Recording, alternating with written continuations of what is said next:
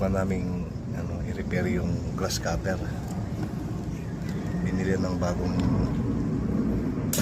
gas tank, tapos yung carburetor yan. Ang ulas, basahan pala. Ayun.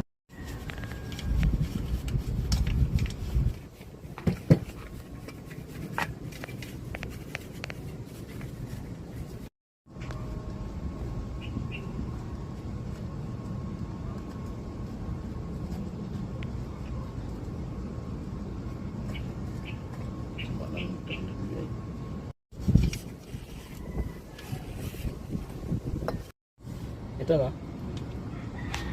Ito, isisil ko na ito.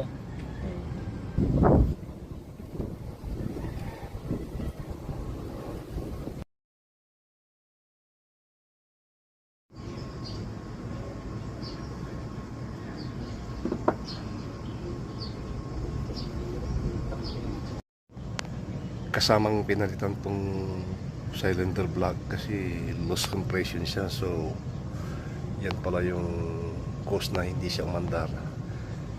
Bago rin tong carburetor niya, tas doon sa tangke pinalitan natin yung fuel tank niya kasi basag na. So yun, subukan natin pandarin ngayon.